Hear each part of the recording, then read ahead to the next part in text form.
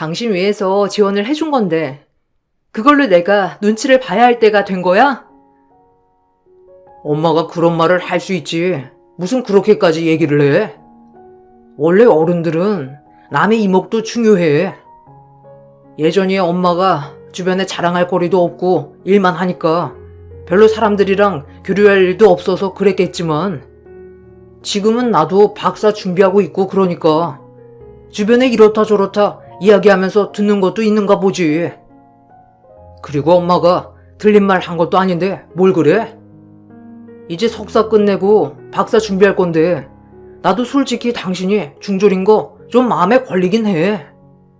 아무리 그래도 남편이 박사인데 아내가 중졸이라고 하면 너무하다고 생각하지 않겠어? 검정고시 내가 도와줄 테니까 정말 준비하자. 아니, 당신까지 왜 그래? 내가 지금 당장 공부를 해야 할 필요를 못 느꼈다니까? 갑자기 그러는 이유가 뭔지 모르겠어. 내가 나중에 정말 필요하다고 생각이 들면 그때 준비해서 도와달라고 할게. 그런데 지금은 내 사업도 너무 잘 되고 있고 공부를 굳이 해야 하나 싶기도 하네. 그냥 나중에 필요하면 말할 테니까 당신까지 이렇게 얘기 안 했으면 좋겠어. 퍽이나 네 자존심에 도움 요청하겠다. 그냥 좋게 얘기할 때 알았다고 좀 말하면 안 돼? 돈 지원해줬다고 해서 내 의견은 깡그리 무시할 거야? 아무리 그래도 중졸은 너무하잖아. 나중이라도 고졸 검정고시라도 볼 줄 알았더니만 한 번을 준비도 안 하고 나 공부할 때까지 공부하면 얼마나 좋아? 이제 곧 박사 준비하는데 그렇게 고집 부려야 되겠어? 난 좀 당신 생각 바꿨으면 좋겠어. 저는 갑작스러운 남편의 화에 당황스러웠습니다. 그렇지만 고된 공부로 잠시 스트레스를 받는 거라 생각을 했죠. 남편 또한 자신이 심하게 말한 것 같다며 사과를 하기도 했기 때문에 이때는 그냥 넘어가기도 했습니다. 남편의 히스테리는 박사과정을 준비하면서 더욱 심해졌어요. 실험으로 밤을 새워 학교에 있어야 하는 날이 많다는 말에 집에 잘 들어오지 않아도 이해를 해주었습니다. 그러다가 남편이 쓰고 있던 카드가 어느 날 새벽 사용 알람이 울렸죠. 봤더니 한 모텔에서 사용 내역이 뜬 것이었어요. 이상하다 생각이 들어서 다음날 남편에게 전화를 해 물어보게 되었습니다. 당신 학교에 있었던 거 아니었어? 새벽에 카드 알람 울려서 봤더니 모텔에서 결제한 내역이 있길래 물어보는 거야. 학교에서 잔 거 아니었어? 그렇게 피곤하면 집에 와서 쉬지. 모텔이라고 뜨길래 엄청 깜짝 놀랐어. 솔직히 기분이 좀 나쁘긴 하지만 그래도 당신한테 물어봐야 할 것 같아서. 아, 그런 거 아니야. 학교에서 실험하다가 도저히 안 되겠다 싶어서 간 거야. 당신 거기 어디 있는지도 안 봤지? 거기 위치 보면 학교에서 제일 가까운 모텔인 거 바로 나와. 집까지 와서 쉬려고 하면 언제 차 운전하고 언제 와서 쉬어. 다시 학교도 가야 하는데 그래도 맘 편하게 자고 싶어서 그냥 갔어. 안 그래도 당신한테 얘기 한번 하려고 했는데 가끔씩 그냥 근처 모텔에서 자려고. 학교에서 영 불편해서 잠이 안 오는데 집까지 오려면 좀 힘들어서 그래. 그렇게까지 해야 되겠어? 그래도 집에 와서 편하게 자고 가는 게 좋지 않아? 하긴 몇 시간 못 자고 가야 하니까 그것도 머리 아프긴 하겠네. 그럼 차라리 학교 근처로 작은 원룸 하나 얻는 게 나을 수도 있을 것 같아. 당신 박사 준비하는 동안만. 어차피 집에 와도 나도 가게 때문에 계속 집에 있는 것도 아니고 당신도 매번 학교 때문에 집에 못 오고 그러니까 그냥 근처에 하나 알아보자. 남편은 모텔에서 자주 숙박을 했고 몇 번의 일이 있고 나서 학교 근처로 숙소를 마련해 주었습니다. 그 후로는 집에도 잘 오지 않고 실험 때문에 못 오겠다고 하는 날도 많아졌죠. 그렇지만 박사가 되는 게 쉽지 않다고 했기 때문에 이해를 해주었습니다. 그렇게 시간이 흘러 남편은 박사학위를 취득했습니다. 남편의 박사학위 취득 소식에 나는 뛸 듯이 기뻤죠. 바로 저는 남편이 살고 있는 숙소로 가 거하게 한상을 차렸습니다. 음식을 준비하면서 드디어 남편의 꿈이 이루어졌구나 싶어서 뿌듯하기도 하고 기특하기도 했습니다. 제가 왔다는 소식에 남편은 한달음에 집으로 달려왔어요. 상을 보더니 깜짝 놀란 얼굴을 하다가 이내 침착해졌죠. 저는 분위기가 심상치 않음을 느꼈습니다. 당신, 잠시 앉아봐. 당신한테 할 이야기가 있어서 그래. 이번에 박사학위 준비하면서 솔직히 이런저런 생각 많이 했어. 솔직하게 털어놓으면 나 지금 당신한테 사랑이라는 감정이 하나도 남아있지 않아. 전에 당신이 나한테 지원해준 게 너무 고맙고 미안해서 그냥 부부로서 유지한 거지. 사실 당신이랑 아무것도 하고 싶지 않아졌어. 당신이 검정고시라도 보라고 했을 때 그 반응이 아직도 잊혀지지 않아. 아무리 나를 지원해 주었다고 해도 나를 존중해 주지 않는다는 걸 알게 되었어. 내가 마음을 바꿔보려고 했고 조금이라도 떨어져 있으면 낫지 않을까 싶었는데 더욱 마음이 멀어졌어. 여보, 갑자기 무슨 소리야? 그런 황당한 소리가 어디 있어? 우리가 연애하고 결혼까지 하면 15년은 넘게 같이 살았는데 그것만 봐도 가슴 뛰는 사랑을 한다는 게 더 이상한 거 아니야? 우리 정도면 편안한 안정감으로 서로 살고 있는 거지. 누가 가슴 뛰는 사랑을 해? 당신 박사 공부하면서 스트레스 많이 받아서 그래? 당신 마음 어떤진 알겠으니까 일단은 나중에 좀 더 생각을 해보고 이야기를 하자. 아, 솔직히 이런 얘기하는 것도 불편하다. 당신이랑 손도 잡고 싶지 않고 얼굴도 보고 싶지 않아. 솔직히 한 침대에서 일어나는 것도 편하지 않고 당신이랑 정말 아무것도 하고 싶지 않고 한 공간에 있는 것도 숨막혀.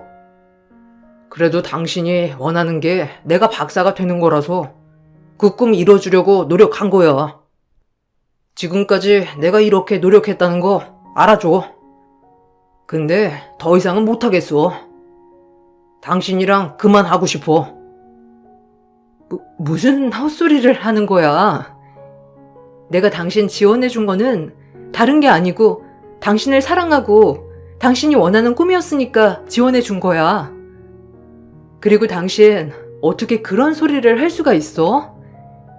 당신 박사가 되면 나 호강시켜 준다고 하지 않았어? 갑자기 이러는 이유가 뭐야? 지금 진심으로 하는 말인 거야? 갑자기 그러니까 무슨 말을 해야 할지도 모르겠네. 정말 그것 때문이야? 날 더 이상 사랑하지 않는다는 거 그것뿐이냐고. 그것보다 더 중요한 게 뭐가 있어? 당신은 정말 끝까지 답답하네. 끝까지 자기 생각만 말하는 거 봐. 멍청한 너랑 어떻게 살겠어? 솔직히 당신 중졸인 거 쪽팔려서 못 살겠어. 주변 다른 박사 아내들은 다들 못해도 대학은 나왔는데 당신은 중졸인 게 말이나 된다고 생각해? 수준 딸려서 대화나 되겠냐고. 어차피 이렇게 말해봤자 당신은 또 공부에 생각이 없다. 이딴 소리나 할 테니까 제발 그만 얘기하자. 택시 불렀으니까 당신 짐 챙겨서 나가. 남편은 당황하고 있던 저를 억지로 끌고 나와 택시에 태워서 보냈습니다. 택시에 타서야 저는 충격이 밀려오더라고요. 펑펑 울고 있는 저를 유심히 보던 택시기사 아저씨는 잠시 차를 세워서 저를 달래주셨습니다. 그러다가 갑자기 저에게 놀라운 이야기를 하셨죠. 저기 손님, 조금만 진정해 보세요. 아까 그 남성분 어떻게 되는 사이세요? 가족이에요? 그렇게 울지 마시고 잠깐 진정해 보세요. 제가 그분 자주 태웠거든요. 저기 오피스텔도 자주 왔다 갔다 했고요. 어떤 여성분이랑 자주 콜 불러서 알고 있었는데 아까 여보라고 부르는 걸 듣고 깜짝 놀랐습니다. 그때 하도 둘이서 자기야 어쩌고 하길래 부부인 줄 알았는데 아휴, 여기가 부인이셨구나. 어쩐지 부부치고는 너무 다정하다 싶었어요. 남편 외도하는 거 이제 발각하신 거예요? 네? 무슨 외도요? 아까 그 남자 저희 남편 맞아요. 오피스텔 근처 대학교에서 박사 공부하고 있어요. 여자라니 잘못 보신 거 아니에요? 여자가 온 적은 없을 텐데 혹시 어머님 보신 거 아니신가요? 저희 어머님이 남편 있는 곳에 자주 오거든요. 아마 그래서 그러셨을 거예요. 아닌데. 저번에 그 여성분이 놓고 내린 귀걸이가 있었는데 어디 보자. 이거네요. 이거 저번에 놓고 내리셨거든요. 그럼 이거 어머님 물건인가요? 한번 확인을 해보세요. 살짝 들어보니 남편분 여자 있다고 전혀 생각하지 않으신 것 같은데 뒷조사 해보셔야 될 것 같은데요. 저는 택시 기사님이 전해준 귀걸이를 보고 깜짝 놀랐습니다. 남편이 같은 실험실 동료가 자신의 논문에 도움을 많이 주었다면서 선물을 해주고 싶다며 저에게 말을 해서 제가 직접 공들여 만든 귀걸이가 있었기 때문이었죠. 그걸 보고 저는 남편의 외도를 의심하게 되었습니다. 그렇게 저는 남편의 뒷조사를 시작했고 결국 남편의 외도 사실을 알고 이혼 청구를 하게 되었어요. 역시나 이혼 소송 청구가 들어가자 남편은 집으로 찾아왔죠. 당신 이게 뭐야? 이혼 청구라니 뭐 하는 짓이야? 지금 내 앞길에 먹칠하려고 작정했어? 합의하고 정리하기로 한 거 아니었어? 이혼 소송이라니 정말 기가 막히네.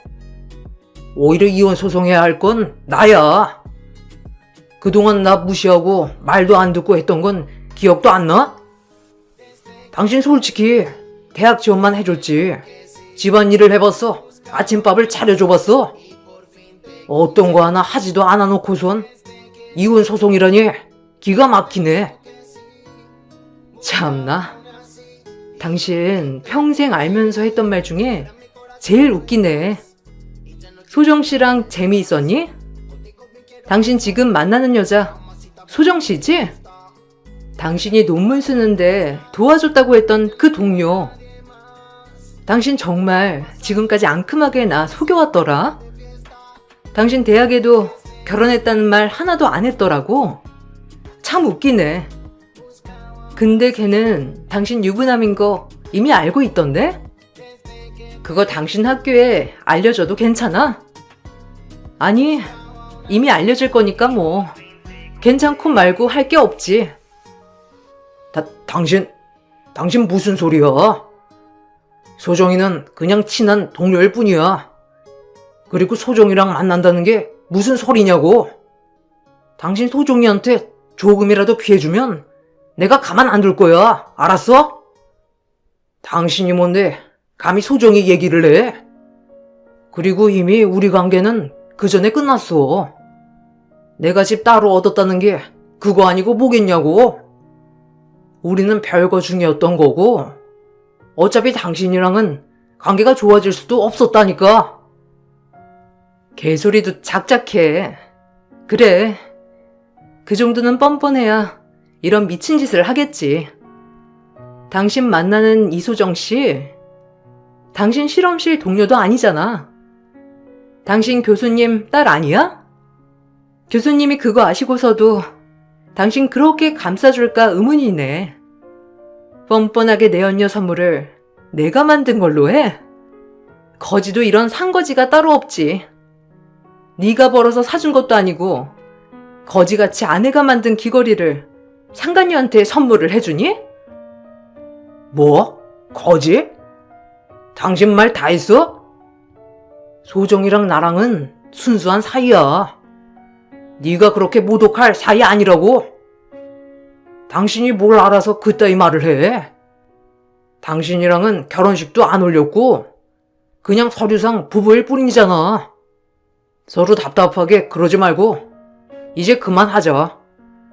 당신이랑 나랑은 처음부터 안 맞았어. 그동안 대학 보내준 건 고마운데 그건 당신 선택이었지. 내가 그렇게 그만두겠다 했을 때 말렸던 건 당신이야. 그래.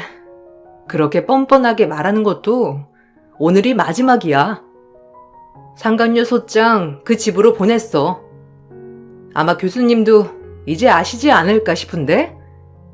그리고 그 여자 회사에도 내가 보냈고 학교 직원으로 근무하고 있지? 학교에 보냈으니까 소문나는 건 순식간이겠네. 당신 제대로 한번 준비해봐. 똑똑하신 분이 준비하니 잘 준비하겠지. 어디 한번 기대해 볼게. 저는 이혼 소송을 준비하면서 남편과 상간녀가 같은 학교에 다니고 있었고 상간녀가 바로 남편의 교수님 딸이라는 사실을 알게 되었습니다. 교수님은 이미 여러 번 저와 만났었기 때문에 남편이 기혼임을 알고 있었던 상황이었죠. 두 사람은 멍청하게도 제가 구해준 오피스텔에서 데이트를 즐겼고 그 덕에 현관 CCTV는 어렵지 않게 확보할 수 있었습니다. 하루에도 수십 번 드나드는 기록들이 남아 있었고 심지어 진한 스킨십을 하면서 들어오는 기록도 남아 있었죠. 이 증거들을 토대로 남편과 상간녀에게 소장을 보냈습니다. 두 사람의 부정행위는 확실했고 역시나 빠르게 소문은 퍼지게 되었습니다. 학교뿐만 아니라 그 주변 지역에까지 소문이 나게 되면서 남편은 박사학위를 취득하고 나서도 학교에 갈 수 없었고 상간녀는 학교를 그만두어야 했습니다. 소송 결과 두 사람은 저에게 2천만 원씩 배상을 해주는 것으로 판결이 내려졌죠. 그리고 남편은 재산 분할 없이 위자료를 주는 것으로 끝이 나게 되었습니다. 생각보다 남편 쪽 분야가 좁아서 그런지 졸업 후에도 취업은 제대로 하지 못한 듯 했어요. 결국 아주 적은 월급의 계약직으로 취업하게 되었다는 소문을 듣게 되었습니다. 그리고 저의 가게는 더욱더 잘 되어 남편과 살았을 때보다 몇 배는 성장하게 되었죠. 이 사실을 알아서 그런지 남편은 뒤늦게 저에게 사과를 해왔습니다. 여보, 미안해. 나랑 밥 한 번만 먹어주면 안 될까?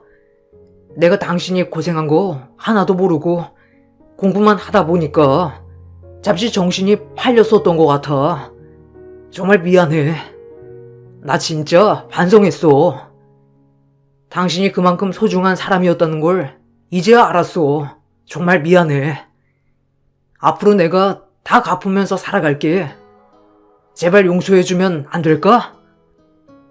아니 그렇게 뻔뻔하던 사람 어디 가고 쭈구리가 왔어? 나 당신이랑 손도 잡고 싶지 않고 눈도 마주치고 싶지 않아. 거기다가 침대에서 같이 누워서 일어난다는 상상하면 온몸에 소름이 돋을 정도로 끔찍해.